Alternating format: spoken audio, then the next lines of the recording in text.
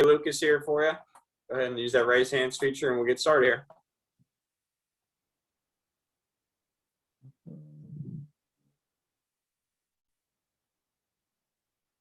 Jerry, we'll go to you.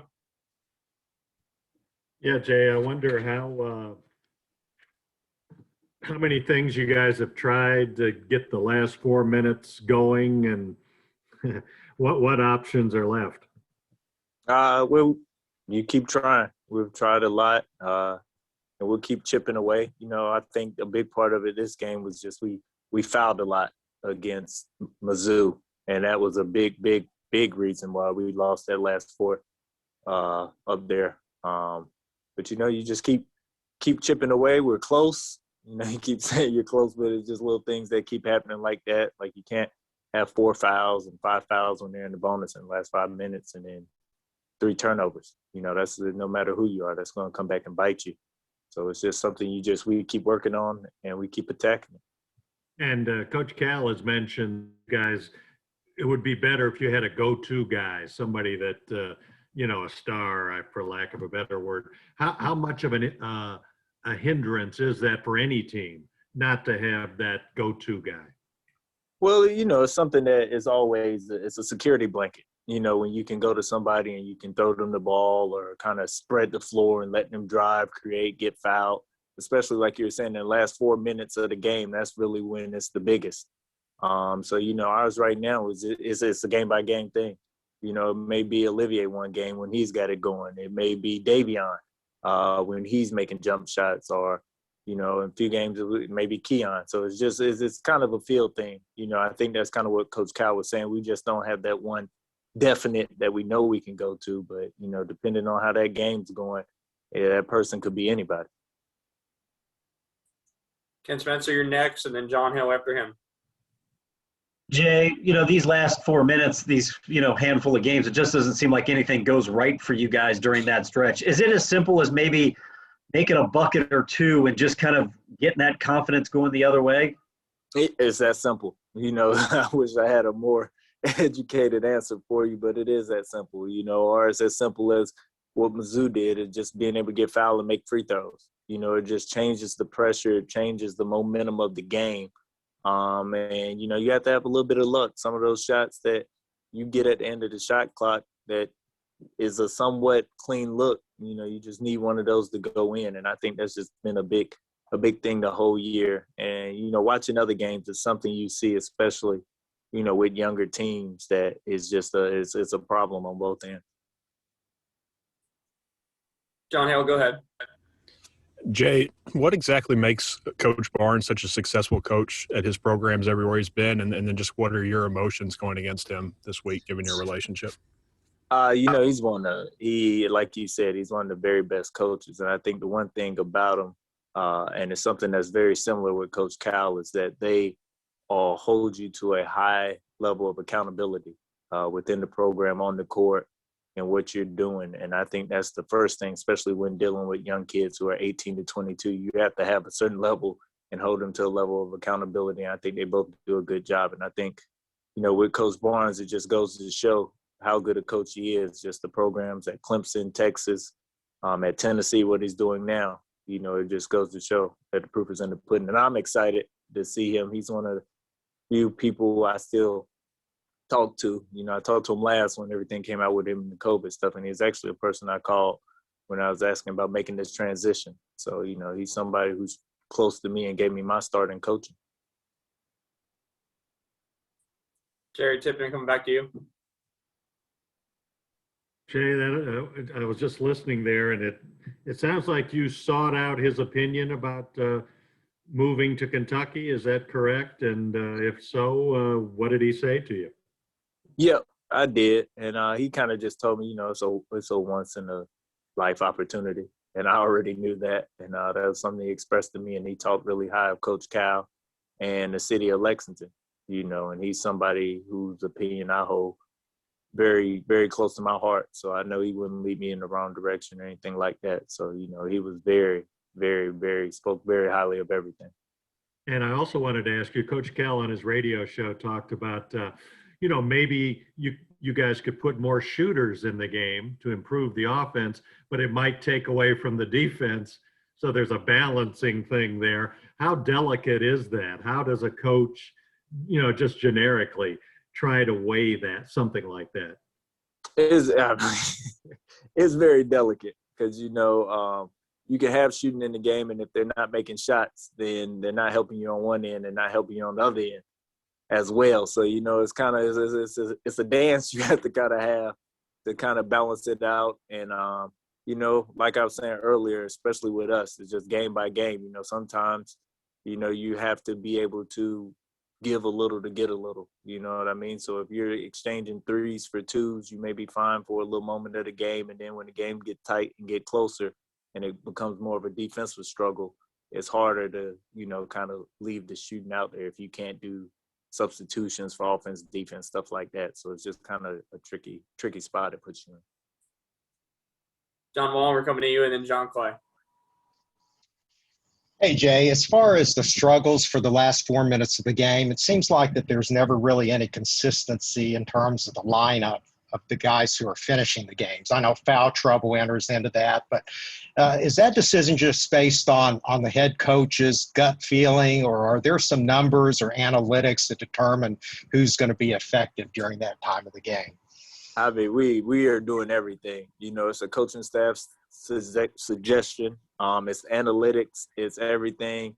It's a feel with how the game's going.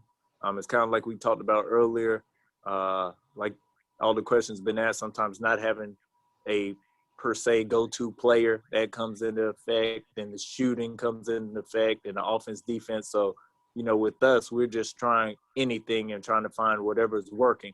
And, like I was saying earlier, with it being how our team is structured, how the year is going like that, it's really a game by game, and it's kind of a feel thing because we're just trying to find whatever will work at that time. During the heat of battle, is Coach Cal actually asking for your opinion? Are you guys proactively giving input, or how does that work? It's both. It's both. He's asking for our opinion, and we'll give him, our suggestions as well. Ultimately, he's a head coach. He's going to make the decision, but he does do a good job of at least including us and asking us what we think and what we think we should do, who should be in, matchup, stuff like that. So I will say it's a collective thing.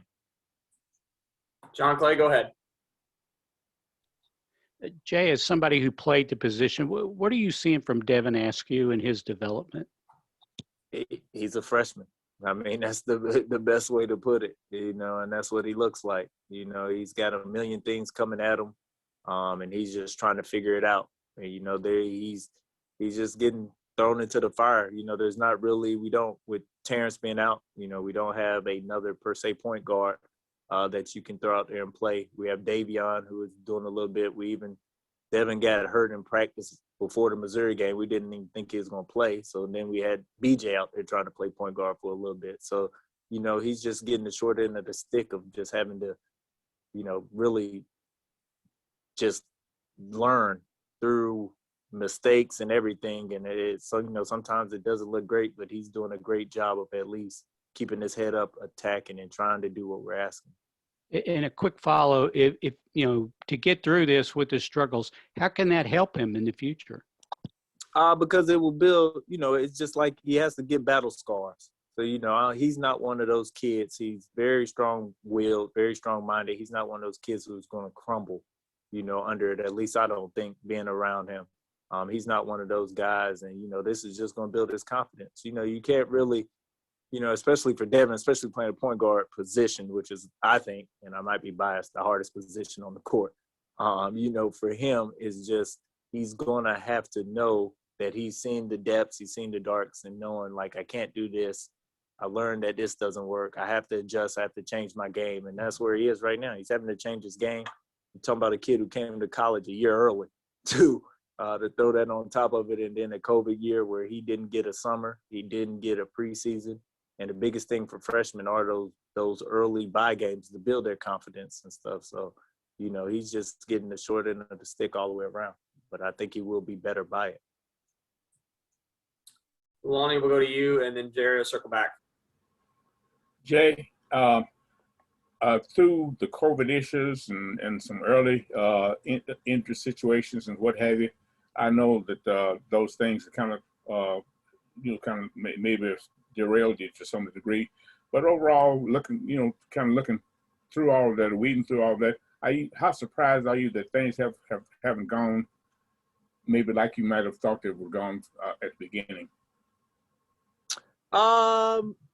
Well, I guess I'm a little surprised just because I didn't know what to expect. You didn't know what to expect. So, you're thinking that you have this 4 weeks, 6 weeks because it's something that's never been, it's something I've never experienced or gone through, not having summer and bye games and stuff like that. So you kind of figured, things would kind of work naturally. And then as the games come and as they're played, you understand that, I understand this is some of the stuff you need to have successful teams. And especially when you're young and have 10 new guys, it's certain things that have to happen. If you look at a lot of the rankings and those top 5, top 10 teams like Baylor, Gonzaga, I mean, those are old teams. Even Texas, who I had before, those are old teams. So it benefits them because they've been in the program for 3 and 4 years. This stuff that they understand and been through, they don't have to experience. Now, when you got 10 new guys at a new place with a new coach, they're experiencing things in the season that should have been done in September. So I think that's what I didn't account for, is that kind of gap, that kind of mesh, and I think that's why your best teams in college basketball are older this year. And it's not as much, they might not be the most talented team, but they are the best team because they have some type of continuity. Jerry, back to you. Jay, you mentioned you guys taking a look at BJ at point guard. How did he look? Well, it was a spur of the moment type thing, so it wasn't something, that he was expecting. Nobody's expecting it, so it just kind of happened. And you're always excited as a player when you get to have the ball in your hands more. So I think that was his first initial thought. And then some of the pressures would come in and having to make the right plays and do things like that. Then you're like, okay, I understand. I'll go back over here on the wing. So it's kind of like that, but. It's something that, we had to be ready for. And Tennessee's defense is highly rated. What makes it effective? What do they bring? What's the challenge there? One thing is, like all Coach Barnes' team, they play extremely hard, and they really focus on defense. And then they have probably one of the best defenders in the country in the big kid Pons. He does a good job, and they have, big size with their guards and athleticism. And, you can just tell that it's something they take pride in. And I think that's the one thing you got to kind of figure out how you can attack them and what you can do to kind of expose some of the stuff. But it's not easy. They do it. They're really good defensively. And I think that early on, that was their calling card. Kind of started to try to figure that out again. All right, guys, last call here for Jay. All right, Jay, thank you so much for joining us. Guys, give us a little bit and we'll get the quotes and video up. Thanks so much, everyone.